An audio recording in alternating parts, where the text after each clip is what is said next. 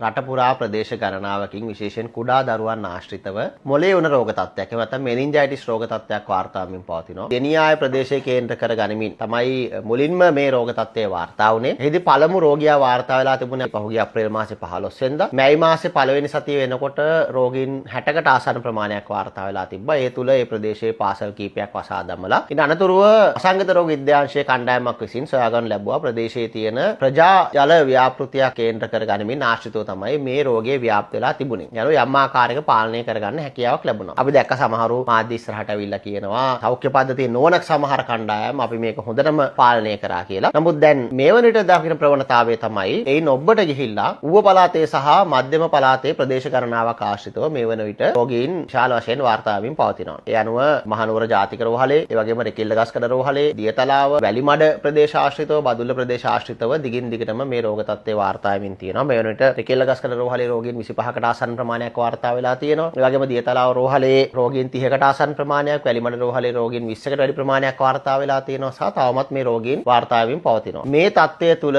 අපි දැක්කා වසංගත රෝග විද්‍යාංශයේ විසිනුත් මේ සම්බන්ධයෙන් විශේෂ තොරතුරු දැනුම් දීමක්, ඒ වගේම විශේෂ මාර්ගෝපදේශනයක් නිකුත් කරලා තියෙනවා. ඒක ධනාත්මක සාධනීය තත්ත්වයක්. දැනට තියෙන තොරතුරු අනුව මේ ව්‍යාප්ත වෙමින් තියෙන මොළයේ උණ රෝග තත්ත්වය, එහෙම නැත්නම් මේ මෙනින්ජයිටිස් රෝග තත්ත්වය වැළඳෙන්නේ වෛරස් ආසාදනයක් නිසා. එන්ටරෝ වෛරස් කියන වෛරසය නිසා තමයි මේ රෝග තත්ත්වය වැළඳෙන්නේ. ඒකට මේක පැහැදිලිව එක පැත්තකින් වළක්වා ගන්න පුළුවන් රෝග තත්ත්වයක්. අනිත් පැත්තෙන් සාමාන්‍යයෙන් අපි නිරන්තරව මේ රෝග තත්ත්වයේ සංකූලතා සහ ජීවිත හානි දකින්න ඉතාම අවම වශයෙන්. එතකොට මේ වෛරසය සාමාන්‍යයෙන් වැඩිපුරම ව්‍යාප්ත වෙන්නේ කුඩා දරුවෝ අතර. ඒ කියන්නේ පාසල්, පෙර පාසල්, දිවාසු රැකුම් මධ්‍යස්ථාන, උපකාරක පන්ති ආදී අවදානම් කලාප අවදානම් ප්‍රදේශ විදිහට අපි හඳුනාගත යුතුයි මෙහිදී. එහිදී ප්‍රධාන වශයෙන් මේ රෝගය බෝ වෙන්නේ අපිරිසිදු ජලය හෝ ආහාර හරහා. ඒ වගේම අනිත් පැත්තෙන් ශ්වසන පද්ධතියේ බිඳිති හරහා බෝ වෙන්න පුළුවන් සහ සමීප ආශ්‍රයෙන් නැත්නම් ස්පර්ශයෙන් මේ රෝගය බෝ වීමේ හැකියාවක් තියෙනවා. ප්‍රධාන රෝග ලක්ෂණ විදිහට අපි හඳුනා ගන්නවා තදබල උණ, ඒ වගේම හිස රදය,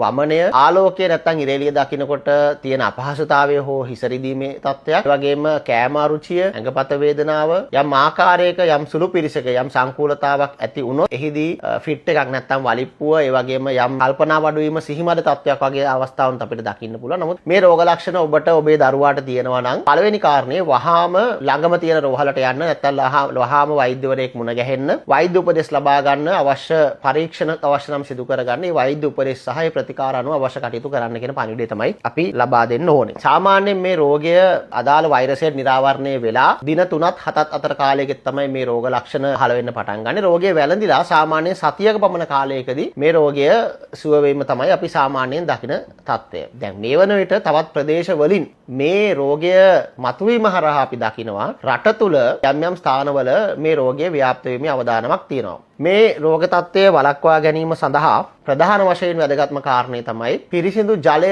භාවිතා කරන්න. උණුකර නිවාගත් ජලය හැම වෙලාවෙම නිවසේ භාවිතා කරන්න. නිවසේ පිසූ ආහාර පමණක්ම ඔබේ දරුවාට ලබා දෙන්න හැම වෙලාවෙම සැලකිලිමත් වන්න, වග බලා ගන්න. ඒ වගේම රෝග ලක්ෂණ තියෙනවා නම් එක පැත්තකින් වෛද්‍ය ප්‍රතිකාර, වෛද්‍ය උපදෙස් ලබා ගන්නවා වගේම තමයි අනිත් පැත්තෙන් ඔබේ දරුවා පාසලට, දහම් පාසලට, උපකාරක පන්තියට යැවීමට පෙර දෙපාරක් හිතන්න. මොකද නැවත ඔබේ දරුවාගෙන් තව කෙනෙක්ට මේ රෝගය බෝ වී යෑමේ හැකියාව තියෙනවා. ඒ තුල තමයි මේ රෝගේ රට පුරා ව්‍යාප්ත වීමේ හැකියාව තියෙන්නේ. වැසිකිළිවල පිරිසිදුකම සහ සනීප ආරක්ෂාව, සෞඛ්‍ය ආරක්ෂාව තහවුරු කර ගැනීම කියන කාරණා සම්බන්ධෙනුත් වැඩි අවධානයක්, දෑත් සේදීම, ඒ වගේම පිරිසිදුකම, පිරිසිදු ආහාර, පිරිසිදු ජලය භාවිතා කිරීම තුළ මේ රෝගය ඔබට ඔබේ නිවසට පැමිණීම වළක්වා ගන්න පුළුවන්. ඒ තුළ මේ මොළයේ උණ රෝග තත්ත්වය රට තුර ව්‍යාප්ත වීමේ අවදානමෙන් අපිට අවම කර ගැනීම හැකියාව තියෙනවා. ඒ නිසා අනවශ්‍ය කලබලයක් හෝ අනවශ්‍ය බියක් ඇති කරගත යුතු නෑ. නමුත් මේ ගැන දිගටම අවධානයෙන් ඉන්න. මොකද සියලු දෙනා මේ තමන්ගේ වගකීම් ඉෂ්ට කළොත් විතරයි අපිට මේ රෝග තත්ත්වය රට පුරා පැතිරී යාම වළක්වා ගන්න හැකියාව ලැබෙන්නේ.